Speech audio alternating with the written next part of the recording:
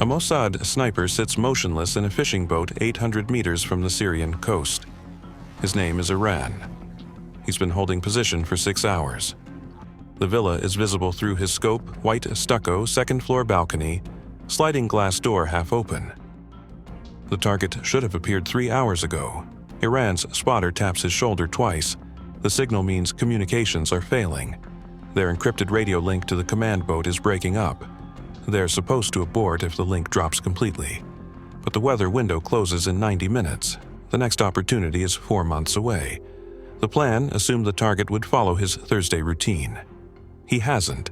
Now, Aaron must decide whether the general changed his schedule or whether the entire operation premise is wrong. This is the problem with killing someone 1,200 kilometers from home. You can control the weapon. You cannot control the target's habits, his security detail's paranoia, or the possibility that someone in Damascus already knows you're coming. The mission brief said the general had grown comfortable, predictable, that he spent Thursday evenings alone on his villa balcony, reviewing documents while his guards remained inside. But the balcony is empty. The villa lights are on, but no one has stepped outside since dawn. Iran's finger rests beside the trigger guard. Not on it. Israeli sniper doctrine forbids trigger contact until the decision is irreversible. But the definition of irreversible is shifting. If they abort now, they burn the surveillance network that made this shot possible. If they wait and the target never appears, they've wasted the same network for nothing. The general's name is Brigadier Aziz Asbar.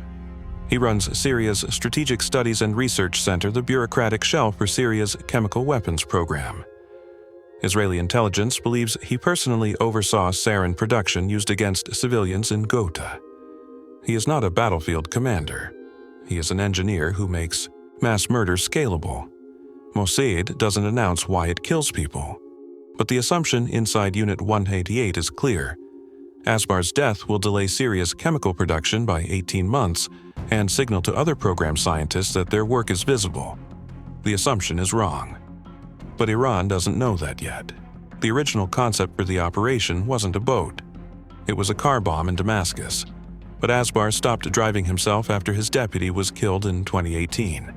He now travels in a 3-vehicle convoy with irregular routes. The second concept was a planted device inside the villa.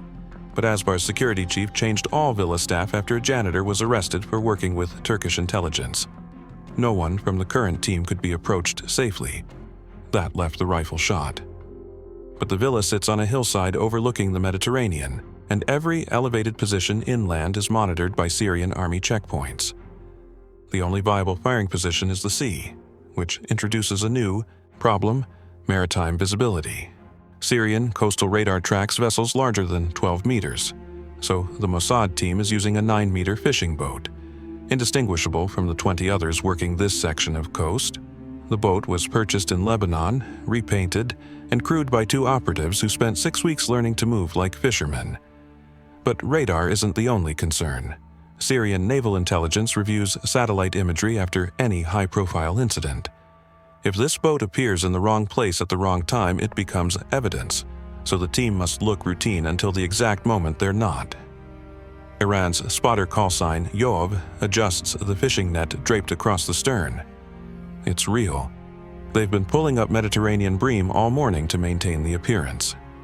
The catch sits in a cooler, still alive, in case a patrol boat approaches. The encrypted radio crackles. A fragment of a voice, distorted. Change interior. Yoav tries to re-establish the link. Nothing. They're alone now. Iran returns his eye to the scope. Through the villa's second-floor window, he can see movement. A figure passes behind sheer curtains. Male. Approximate height matches Asbar, but Iran can't confirm identity, and he can't shoot through glass at this distance with confidence. The deflection angle would shift the round unpredictably. He needs the target on the balcony, in the open, under the conditions that 6 months of surveillance said would happen. But the curtains close. The figure disappears deeper into the villa. Yoav checks his watch. 70 minutes until the weather window closes and the sea state becomes unworkable for a controlled shot. Then a new problem. A white SUV pulls up to the villa's front gate. unscheduled. 3 men exit. One is carrying a briefcase. Iran lowers the rifle slightly. Did the brief mention a meeting? Yoav flips through his waterproof notes. No. Thursday evenings were supposed to be private. The men entered the villa. If this is a meeting, Asbar won't step onto the balcony. Meetings happen indoors. And if one of those men is a security officer doing a routine check, the entire environment has changed. Iran's decision matrix just collapsed. Does he wait and risk losing the shot entirely? Or does he assume the intelligence was wrong, and if it's wrong about the schedule, what else is it wrong about? The radio crackles again. This time, a single word breaks through, compromised. But they don't know if the word refers to their position, the operation, or something else entirely. Iran keeps the scope trained on the villa's front entrance. The 3 men who arrived are still inside. 12 minutes have passed. No one has emerged. No one has moved to the balcony. Syrian protocol for protective meetings is well documented. When security officials brief high-value targets, they close curtains, disable exterior lighting, and position guards at entry points. None of that has happened. The villa's front door remains visible. The balcony lights are still on, which means this isn't a security briefing. But it also wasn't in the surveillance pattern. Yoav is trying to restore the radio link using the backup frequency. The antenna is fully extended now, a potential visibility problem if a patrol boat passes within 400 meters. But they need guidance. The operation was built on the assumption that Asbar would be alone. Every element firing angle, timing, extraction sequence was calculated for a solo target in a predictable location. 3 additional people inside the villa change the math. If one of them steps onto the balcony with Asbar, Iran can't take the shot. Mossad doctrine prohibits kills when unidentified civilians are in the line of fire. The rule exists because misidentification creates diplomatic costs that outlive the operation. But there's a second problem. If those 3 men are Syrian intelligence conducting a surprise security audit, the villa is already hardened. And if it's hardened, the entire surveillance foundation, the one that said Asbar was comfortable and predictable, is invalid. Iran's assumption was that 6 months of observation had captured the target's routine. Now, he's realizing observation can't see inside decision-making. What Iran doesn't articulate yet is that if this assumption is wrong, the cost won't end tonight. It will follow him long after the rifle is disassembled and the boat turns away from the coast. It can't detect when someone becomes nervous, or when a security apparatus changes its approach without changing its visible behavior. The white SUV is still parked at the gate. Engine off, no driver inside, that's wrong. Security vehicles don't sit empty during protective meetings. Drivers stay at the wheel for rapid extraction. Yoav notices it too. If they're security, they're doing it badly. Which introduces a new possibility. The 3 men aren't security, they're colleagues, engineers, other scientists from the chemical program. If that's true, the meeting is professional, not protective, which means it will end, and when it ends, Asbar might follow his usual pattern, step onto the balcony, decompress, review his notes in the evening air. But Aaron can't confirm any of this. He's working from inference, not intelligence, and inference has an accuracy problem at 800 meters. The radio hisses. A voice breaks through, clearer this time. Iran, abort signal is active. Acknowledge. Yoav looks at him. The abort signal means someone in the command chain believes the operation is compromised. It could be radar detection. It could be a human intelligence tip from Damascus. It could be a precautionary call based on the communication failure. Israeli operational doctrine is absolute on this point. Abort signals are not debatable. They're not suggestions. An operative who ignores an abort order isn't brave, he's reckless, and recklessness kills teams. But Iran knows what abort means. It means the surveillance network that identified Asbar's villa, his routine, his vulnerabilities, all of it gets burned. Syrian counterintelligence will assume the network was activated for something. They'll review villa security footage, interview staff, audit communications. Anyone connected to the observation effort becomes exposed.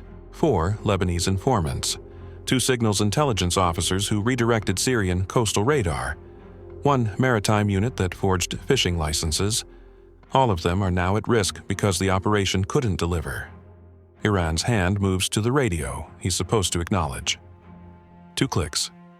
Clean. Immediate. He doesn't click. Yoav stares at him. Iran. The meeting ends, he steps outside. We're done in 90 seconds. Or the meeting doesn't end, and we're sitting here when a patrol boat shows up asking why our fishing net hasn't moved in 7 hours. Iran doesn't answer. His eye is back on the scope. The villa's front door is opening. One of the 3 men exits the villa. Not Asbar, younger, carrying the same briefcase he arrived with. He walks to the white SUV, retrieves something from the back seat, a laptop bag, and returns inside. The meeting isn't ending, it's expanding. Yoav's voice is quiet. They're working, this isn't a social visit. Which recontextualizes everything. Asbar doesn't step onto the balcony to decompress after work. He steps out during work during pauses in long technical sessions. The surveillance team saw the pattern but misread the cause. They thought Thursday evenings were personal time. They were actually collaborative work sessions with periodic balcony breaks. That changes the probability model. If Asbar steps outside now, he won't be alone for long. Someone will follow. Someone will ask a question. Someone will stand in the line of fire. Iran realizes the operation was designed for the wrong version of the target. Not the wrong person, the wrong behavior model. Mossad built a plan for a man who valued solitude. But Asbar isn't solitary, he's collaborative. He works in proximity to others because isolation makes him nervous. The intelligence was correct about the location, the timing, the vulnerability, but it was wrong about the psychology. And in sniper operations, psychology determines execution. The radio crackles again. Aaron, second abort, acknowledge immediately. For a brief moment, nothing happens. No patrol boats appear offshore. No searchlights sweep the water. The radio goes quiet again. It looks dangerously like the abort order may have been precautionary rather than reactive. Yoav exhales slowly. If they had eyes on us, we'd know by now. For the first time in hours, it feels possible the operation might end without a shot. Not a failure, just a silent withdrawal. 2 abort signals mean the situation has escalated. Someone in Tel Aviv or in the offshore command boat has information Iran doesn't. Maybe Syrian naval units are repositioning. Maybe the communication failure was caused by an active jamming system, which would mean the Syrians know something is happening on this section of coast. Yoav's voice is sharper now. We're out of protocol, we need to move. Iran's training says abort. His orders say abort. The entire command structure says abort, but the villa's balcony door slides open. A figure steps outside, alone, backlit by interior light. Male, right height, right build, holding a cigarette. Iran's scope centers on the figure's chest. The range is 783 meters. Wind is 4 knots from the northwest. Bullet drop is 2.1 milliradians. The shot is viable, but he can't confirm identity. The figure's face is in shadow. The surveillance photos showed Asbar smokes, but so do half the men in Damascus. Confirmation requires facial recognition or a second identifying behavior. The figure takes a drag, exhales, looks out at the sea directly toward Iran's position. Yoav whispers, "Is it him?" Iran's crosshairs settle. His finger moves to the trigger. "I think so." But thinking isn't confirmation. And confirmation is doctrine for exactly this reason, because snipers under pressure see what they expect to see. The figure steps closer to the balcony railing. Still smoking. Still alone. If Iran takes the shot and he's wrong, Mossad just killed an unidentified Syrian engineer on bad information during an operation they were ordered to abort. The political cost would be catastrophic. The operational cost would end careers. If Iran doesn't take the shot and he's right, Asbar walks back inside and the entire 6-month operational cycle collapses. The figure's hand moves. He's extinguishing the cigarette. 15 seconds, maybe 20, before he goes back inside. Iran's breathing slows. His heart rate drops. Sniper physiology controlled, automatic. But his mind is somewhere else. He's thinking about the abort signal, about why it was sent, about what information Tel Aviv has that he doesn't. And then the villa's interior lights cut out. All of them, simultaneously. The villa goes dark in sections. First the ground floor, then the second floor. Finally, the balcony lighting. The only illumination left is ambient moonlight, distant street lamps, the faint glow from neighboring properties. The figure on the balcony doesn't move.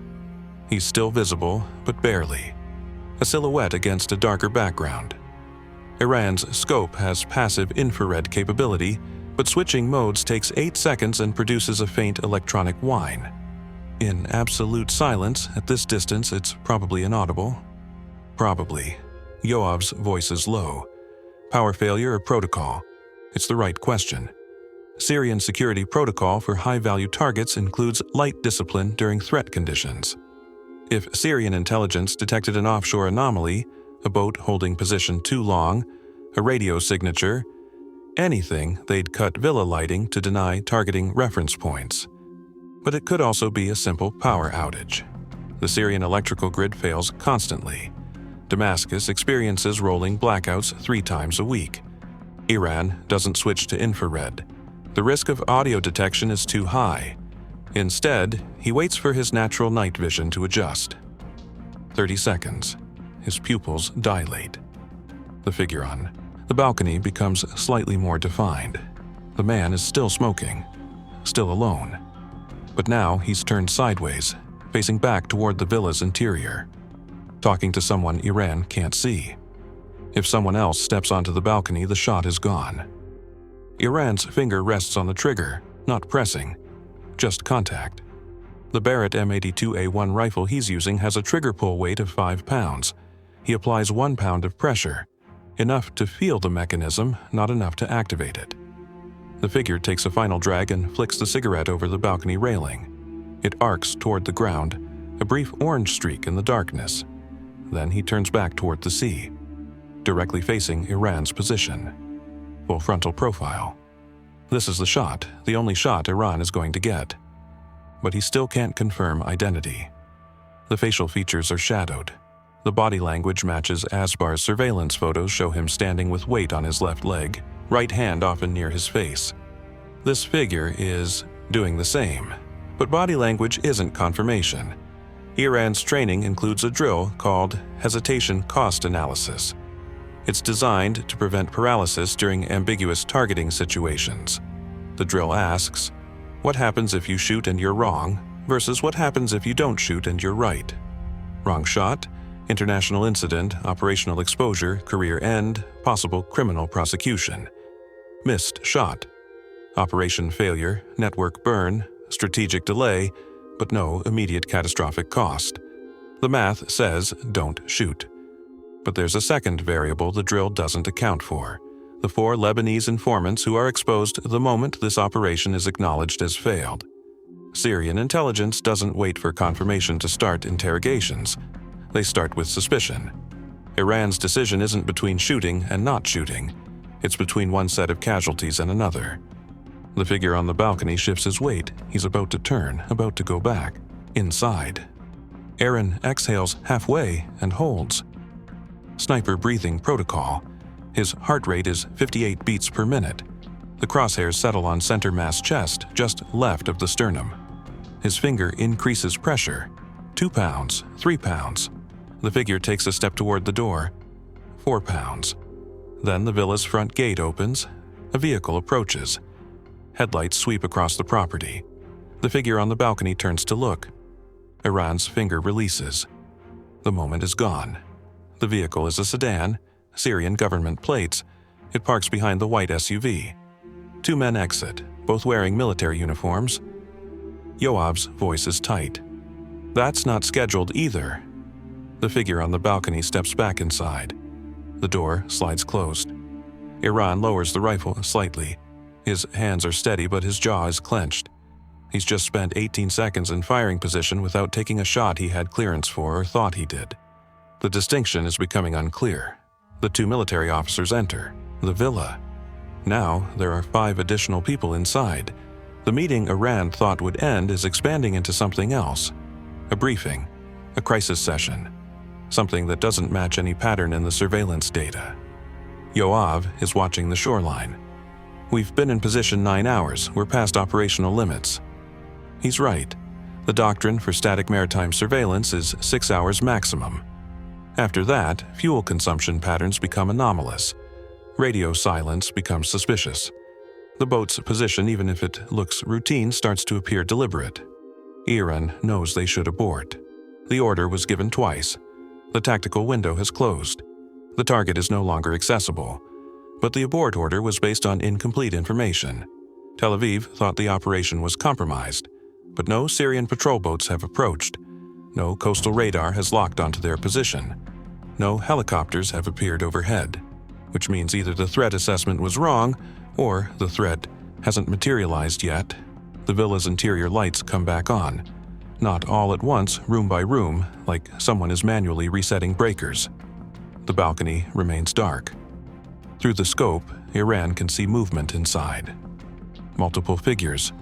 One of them is tall, thin, gesturing with his hands. The body language matches Asbar's profile, but Iran still can't see his face clearly through the window. Then the balcony door opens again. 2 figures step outside this time. Both male. One is smoking. The other is holding a phone. Illuminated screen visible. Neither is alone, which means neither is a viable target under doctrine. But the one smoking is the same figure from before. Same posture, same stance. And now, with the phone's screen providing faint illumination, Iran can see part of his face. The cheekbone structure matches, the hairline matches, it's him, it's Asbar. But the second man is 3 feet away, well within the blast radius of a .50 caliber round. Mossad doctrine is explicit. No unidentified casualties. Iran's sight picture is perfect. Wind hasn't changed, range is stable. The shot is technically clean, but tactically it's illegal. Yoav sees it too. You can't. Iran doesn't respond. He's running the calculation again. The second man on the balcony isn't random. He's part of the chemical program. He works with Asbar. He enables Asbar's work. That doesn't make him a target. But it changes the civilian classification. The 2 men talk for 40 seconds. Asbar finishes his cigarette. The second man puts his phone away. Then the second man goes back inside. Asbar is alone again for maybe 10 seconds. Iran's finger returns to the trigger. His breathing stops. The crosshairs settle. 5 pounds of pressure. The rifle discharges. The suppressor reduces the sound to a sharp mechanical crack, audible at 200 meters but dissipated by distance and sea wind. The recoil is violent but controlled. Iran's shoulder absorbs it. His eye stays on the scope. The figure on the balcony doesn't drop. He staggers. 1 step backward. His hand moves to his chest. Then he turns and stumbles back toward the door. The shot missed center mass. It hit, but not clean. The figure disappears inside the villa. Iran keeps the scope trained on the doorway. He's counting seconds. In sniper assessment doctrine, a center mass hit from a .50 caliber round produces incapacitation within 8 seconds. Catastrophic blood loss. Shock. Collapse. 12 seconds pass. No collapse visible through the window. Yoav is already pulling in the fishing net. We move now. Iran doesn't move. His eye stays on the scope. Through the villa's glass, he can see figures rushing toward the balcony door. Someone is on the floor. Others are crouching around him. The shot hit, but it didn't kill. Syrian emergency medical response time for high-value targets is 11 minutes in coastal areas. If Asbar survives the next 11 minutes, he reaches a trauma facility. If he reaches a trauma facility, he might survive. And if he survives, the operation didn't just fail, it created a worse outcome than doing nothing. A wounded but living Asbar becomes a propaganda symbol, a rallying point for Syrian chemical program scientists, a justification for increased security measures across the entire military-industrial apparatus. Iran lowers the rifle. I need confirmation. We don't have time for confirmation. But confirmation is the only thing that matters now. If Asbar dies in the villa, the operation is complete. Messy, off doctrine, but complete. If he dies en route to a hospital, the operation is exposed but successful. If he survives, Iran just gave Syria a reason to accelerate its chemical production timeline. The white SUV and the military sedan are both reversing rapidly. Doors open. The villa's front door swings wide. 4 men carry someone out on an improvised stretcher looks like a door panel. The figure is motionless, but his arm is moving, conscious, alive. They load him into the military sedan. The vehicle accelerates before the doors are fully closed. Yoav starts the boat's engine. The sound is low, a deep rumble designed to mimic fishing vessel acoustics. Iran, we're out of time. Iran watches the sedan disappear down the coastal road, taillights fading, then gone. The radio crackles. A voice, clear now. Confirm shot, confirm status. Yoav picks up the handset. He looks at Iran. Iran doesn't know what to say. Shot confirmed, target hit, status unknown. There's a pause on the other end. Then, extraction point Alpha, immediate. The boat turns south, parallel to the coast. Slow, controlled. Still mimicking a fishing vessel returning to port. They can't afford to look like they're fleeing. Iran disassembles the rifle. His hands move automatically. Barrel, receiver, scope. Each piece goes into a waterproof case designed to sink if jettisoned, but they won't jettison unless intercepted. The rifle is evidence, but it's also expensive and difficult to replace. Yoav is scanning the horizon. No patrol boats visible, no helicopters, no indication the Syrian military knows where the shot came from. But they will. Syrian investigators will triangulate the angle from the wound channel. They'll review coastal radar logs. They'll interview every fishing boat that was in the area. The net will tighten slowly, but it will tighten. Iran's mind is somewhere else. He's thinking about the hesitation. The 18 seconds he spent in firing position without taking the shot. If he'd fired, then when the target was stationary, fully facing forward, the round would have hit clean. Center mass. Immediate incapacitation. Instead, he waited, and when he finally fired, the target was turning. The shot clipped the shoulder or upper chest. Survivable. Yoav's voice breaks through. You made the call you could make. Iran doesn't answer. Because the call wasn't based on tactical assessment, it was based on psychological paralysis. He couldn't confirm identity, so he hesitated. And the hesitation created the outcome he was trying to avoid. Brigadier Aziz Asbar survived. Syrian state media reported the incident 4 days later, describing it as an attempted assassination by foreign agents. Asbar appeared in a photograph, arm in a sling, standing beside President Assad. The image was disseminated across Syrian military channels. The wound was serious, but not critical. The round had struck his left shoulder, missing vital organs. He spent 3 weeks in a Damascus military hospital and returned to work in early September. But the operation's failure accomplished something success would not have. It confirmed to Syrian leadership that their chemical program was under active foreign targeting. Within 6 months, Syria restructured its entire weapons development apparatus. Research facilities were dispersed. Scientists were relocated to hardened compounds. Security protocols were overhauled. The intelligence network Mossad used to locate Asbar was dismantled by Syrian counterintelligence within 8 weeks. All 4 Lebanese informants were arrested. 2 were executed. The signals intelligence officers who redirected coastal radar were reassigned and placed under internal investigation. Iran was debriefed for 11 hours over 3 days. The debrief focused on his decision to ignore 2 abort signals and fire under conditions that violated identification protocols. He was not disciplined, but firing after 2 abort signals quietly ended his field career the moment he squeezed the trigger. In intelligence work, removal is rarely announced. It is simply enacted. Israeli military doctrine recognizes that field operatives operate with incomplete information and must make real-time decisions that command structures cannot. But he was not assigned to another direct action operation. He now works in training, teaching sniper teams about the gap between surveillance data and operational reality. The operation was classified as partial success in internal Mossad documentation. The target was hit, the weapon performed as designed, the extraction was clean. But partial success in assassination operations is often worse than failure. It signals intent without delivering consequence.